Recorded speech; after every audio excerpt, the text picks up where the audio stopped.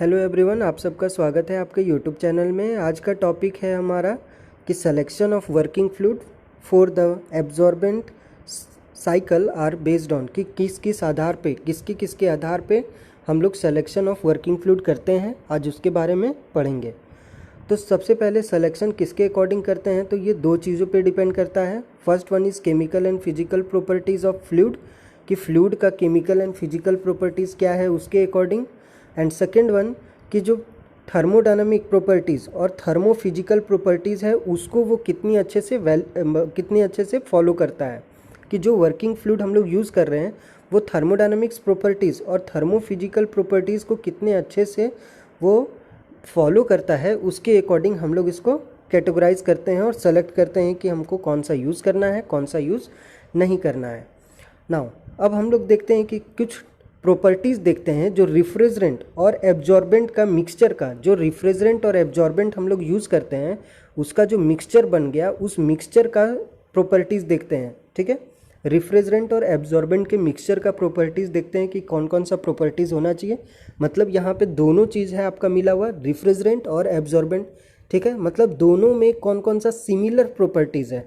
रिफ्रिजरेंट और एब्जॉर्बेंट में दोनों में कुछ सिमिलर प्रॉपर्टीज़ होगा। उसी चीज़ को अभी हम लोग देखेंगे कि दोनों में कौन कौन सा प्रॉपर्टीज़ होता है दोनों के मिक्सचर में। ठीक है, तो पहला पॉइंट हो गया कि आवर फर्स्ट पॉइंट इज़ कि low viscosity of the solution under the desirable operating condition, कि सबसे पहले उसका क्या होना चाहिए कि लो विस्कोसिटी होना चाहिए सॉल्यूशन का।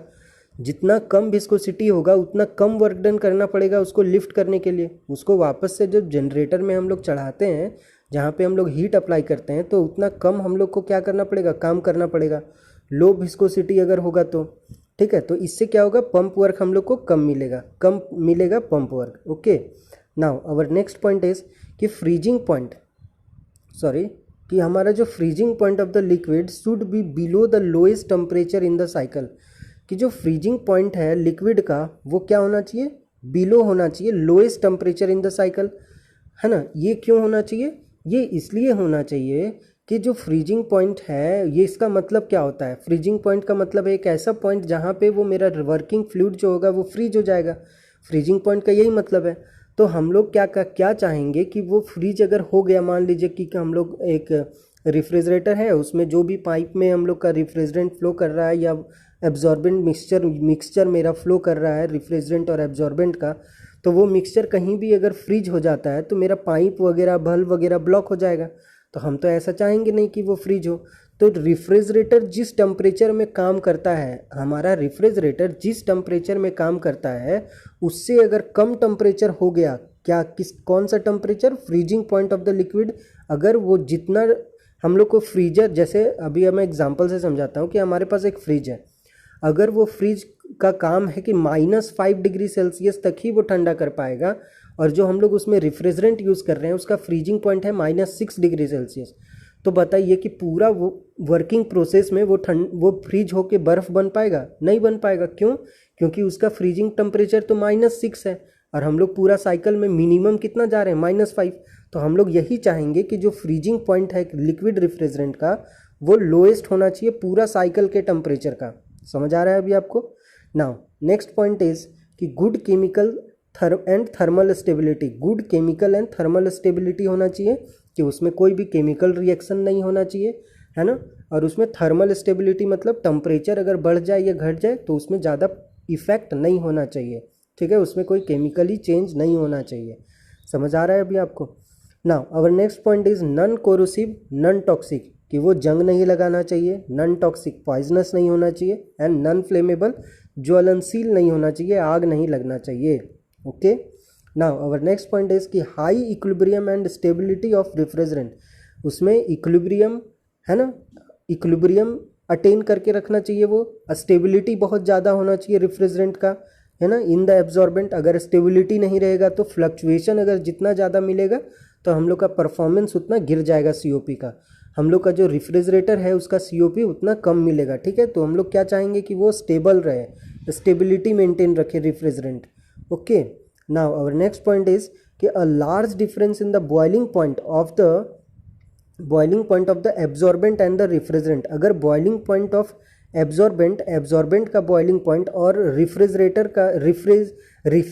का बॉइलिंग पॉइंट अगर अलग अलग रहेगा और दोनों में बहुत ज़्यादा डिफरेंस होगा, इससे क्या फ़ायदा होगा? इससे ये फ़ायदा होगा कि जनरेटर में जब हम लोग हीट अप्लाई करते हैं, वेपर एब्जॉर्प्शन सिस्टम में जनरेटर में जब हम लोग हीट अप्लाई करते हैं, जहाँ पे एब्जॉर्बेंट भी होता है और रिफ्रिजरेंट दोनों का सोल्यूशन होता है, दोनों को गर्म करते हैं हम लोग और रिफ्रिजरेंट को वेपर बना करके कंडेंसर में डालते हैं, कंडेंसेशन प्रोसेस कराने के लिए कंडेंसर में डाल देते हैं। तो हम लोग का ऐसा क्यों होता है कि केवल रिफ्रिजरेंट ऊपर जाता है और यहाँ पे हमारा एब्जॉर्बेंट बच जाता है या फिर वीक सॉल्यूशन ऑफ एब्जॉर्बेंट बचता है? ऐसा इसलिए होता है क्योंकि दोनों का बॉइलिंग पॉइंट में बहुत ज़्यादा डिफरेंस है, large difference in boiling point है ना, दोनों का बॉइलिंग पॉइंट में बहुत ज़्यादा डिफरेंस होता है। तो ये भी हमारा एक प्रॉपर्टी हुआ। ओके, तो ये था अपना पूरा प्रॉपर्टी किसका?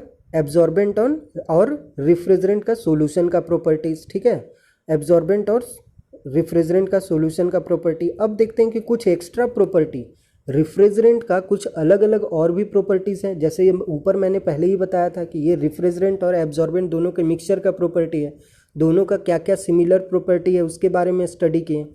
अभी हम लोग स्टडी करेंगे कि क्या क्या एक्स्ट्रा प्रॉपर्टीज़ है। Refrigerant should also possess the following characteristics, कुछ और भी प्रॉपर्टीज़ हैं जो रिफ्रिजरेंट के पास में है, एक्स्ट्रा प्रॉपर्टीज़, आज उसके बारे में डिस्कस करेंगे।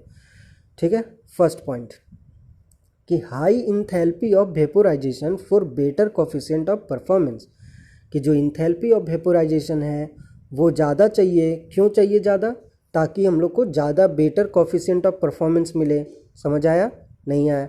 मैं बताता हूँ कि अगर हम लोग को जो वेपोराइजेशन हो रहा है, ये वेपोराइजेशन हो कहाँ पे रहा है? इवोपरेटर में। इवोपरेटर में जहाँ पे हम लोग का इवोपरेटर में जब वेपोराइजेशन कहाँ पे हो रहा है? इवोपरेटर में। इवोपरेटर क्या है कि एक ऐसा सिस्टम है जिसको हमको ठंडा रखना है। तो अगर जो रिफ्रिजरेंट आ रहा था, अगर उस रिफ्रिजरेंट में हाई इंथैल्पी ऑफ वेपोराइजेशन होगा, वेपर बनाने के लिए ज़्यादा हीट अगर उसको लगेगा, तो जब वो क्या होगा कि जब हम लोग का एक्सपेंशन वाल्व के थ्रू, जब वो एक्सपेंशन वाल्व से पास होने के बाद कहाँ पे आएगा? इवोपरेटर में। इवोपरेटर में क्या होगा? हीट को एक्सेप्ट करेगा और हीट एक्सेप्ट करेगा और वेपर बनेगा, क्योंकि यहाँ पे क्या आता है? Low temperature and low pressure liquid refrigerant घुसता है ना यहाँ पे इवोपरेटर में। तो इवोपरेटर में वो वेपर बनेगा। वेपर बनने के लिए अगर उसमें ज़्यादा हीट चाहिए होगा, कब ज़्यादा हीट चाहिए होगा? जब हाई इंथैल्पी ऑफ वेपोराइजेशन होगा। तो जितना ज़्यादा वो वहाँ से हीट एक्सेप्ट करे, हम तो यही चाहेंगे ना कि वो ज़्यादा हीट एक्सेप्ट करे ताकि हमको ज़्यादा से ज़्यादा ठंडा मिले, तो कूलिंग इफेक्ट ज़्यादा मिले। तो जब कूलिंग इफेक्ट ज़्यादा मिलेगा तो कोफिशिएंट ऑफ परफॉर्मेंस बेटर होगा। Okay, now next point is कि high critical temperature and pressure in order to have large range of isothermal energy transfer during condensation, कि हाई क्रिटिकल टेम्परेचर चाहिए और pressure चाहिए in order to have large range of isothermal energy transfer during condensation. Condensation का मतलब क्या है? Condensation का मतलब है जब हम लोग का कंडेंसेशन प्रोसेस हो रहा है। कंडेंसेशन प्रोसेस का मतलब है कि जब कंप्रेसर से मेरा रिफ्रिजरेंट निकला कंप्रेस होने के बाद, उसके बाद हम लोग उसको कंडेंसेशन में भेजते हैं ताकि वो जो high pressure high temperature vapour refrigerant हम लोग का निकला है कंप्रेसर से, वो लिक्विड रिफ्रिजरेंट में बन जाए और उसका भी प्रेशर और टेम्परेचर ज़्यादा हो। तो अगर उसका हाई क्रिटिकल टेम्परेचर अगर ज़्यादा होगा, हाई क्रिटिकल टेम्परेचर अगर होगा और हाई क्रिटिकल टेम्परेचर और प्रेशर अगर होगा, तो वो क्या करेगा कि कंडेंसेसर में अपना टेम्परेचर चेंज नहीं करेगा। अगर हाई क्रिटिकल टेम्परेचर होगा तो वो अपना टेम्परेचर चेंज नहीं करेगा, लेकिन अपना टेम्परेचर और प्रेशर दोनों को चेंज नहीं करेगा। इनफैक्ट टेम्परेचर और प्रेशर दोनों को चेंज नहीं करेगा, बस अपना फेज को चेंज करेगा और ज़्यादा से ज़्यादा हीट को लूज़ कर देगा और फेज को चेंज करेगा। ठीक है, फेज चेंज करेगा मतलब कौन सा प्रोसेस होगा? आइसोथर्मल एनर्जी का ट्रांसफ़र होगा। ठीक है, आइसोथर्मल एनर्जी का ट्रांसफ़र पॉसिबल होगा जब हम लोग का हाई क्रिटिकल टेम्परेचर और प्रेशर रहेगा। तो नाउ नेक्स्ट पॉइंट इज कि low specific heat so that sub cooling of liquid increases. Low specific heat होगा तो क्या होगा, है ना? Low specific heat so that sub cooling of liquid increases. अगर स्पेसिफिक हीट कम होगा तो सब कूलिंग ज़्यादा मिलेगा। ये सब कूलिंग क्या होता था कि जब हम लोग का कंप्रेसर के बाद क्या आता था? कंडेंसर। कंडेंसर के बाद क्या आता था? एक्सपेंशन। एक्सपेंशन से पहले आपको याद होगा कि हम लोग सब कूलिंग करते हैं। अगर हम लोग एक्चुअल वेपर कंप्रेशन साइकिल भी अगर आप देखे होंगे तो उसमें आपको पता चला होगा कि सब कूलिंग के बारे में। जब एक्चुअल वेपर कंप्रेशन साइकिल पढ़े होंगे तो उसमें सब कूल्ड हो जाता है। सब कूल्ड होने से आपका COP अच्छा मिलता था। तो ये सब कूल्ड अगर होगा तो उसके लिए क्या चाहिए? सब कूल्ड होगा तो लो स्पेसिफिक हीट अगर रहेगा तो सब कूल्ड ज़्यादा से ज़्यादा होगा, और हम लोग यही चाहते हैं कि सब कूल्ड हो ज़्यादा से ज़्यादा, ताकि हमको मेरा COP अच्छा हो जाए। ठीक है, तो लो स्पेसिफिक हीट चाहिए।